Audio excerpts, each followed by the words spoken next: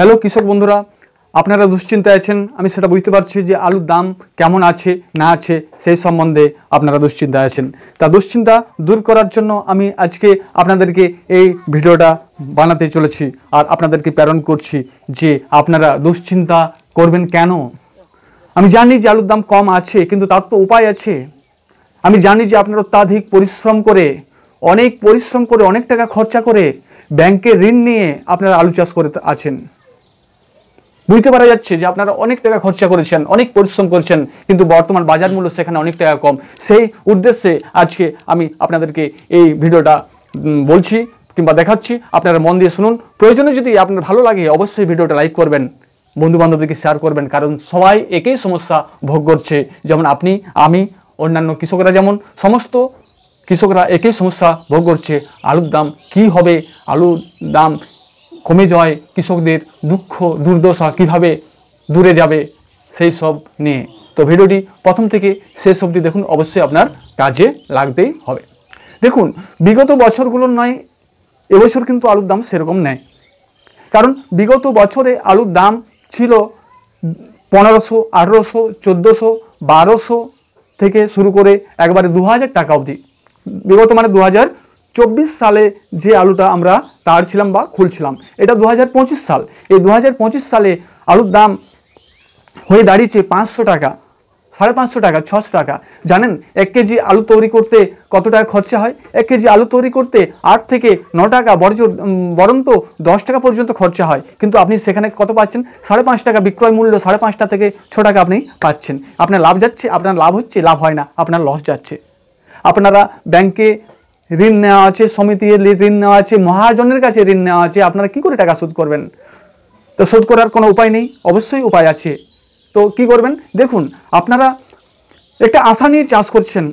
বিগত বছরগুলো যেমন কৃষকদের মুখে হাসি ফুটেছিল, আলুর দাম হয়েছিল, কৃষকদের মুখে হাসি ফুটেছিল, কৃষকরা চাষ করার এনার্জি পেয়েছিল। আর এবছর যদি আলুর দাম কমে যায়, এবছর কৃষকদের মন কিন্তু ভেঙে যাবে।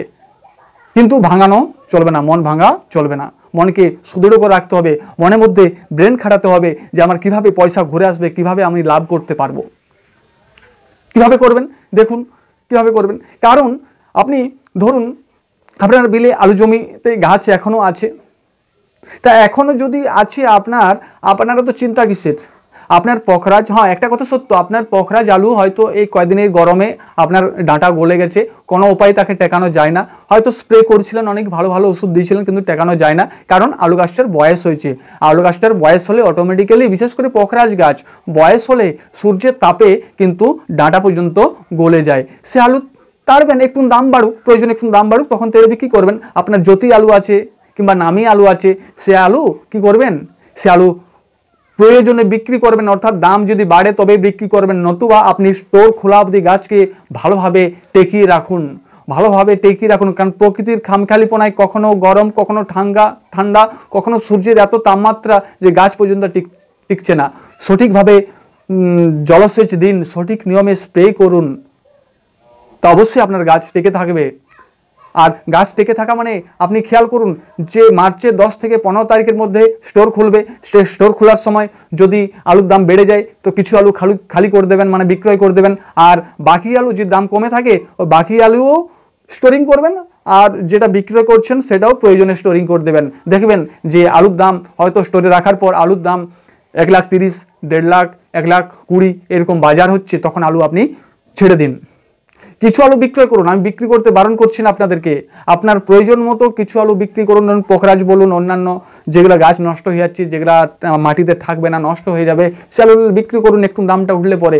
আর সম্পূর্ণ লসে রান না খেয়ে আপনি কিছু আলু স্টোরিং করে দিন, তাতে আপনার লাভ হতেই হবে। কারণ এই 50,000 টাকা গাড়িও থাকবে না, আর 40,000 টাকা গাড়িও থাকবে না, 60,000 টাকা গাড়িও থাকবে না। তখন কিন্তু স্টোর খোলার পর কিছু না কিছু দাম বৃদ্ধি হবে।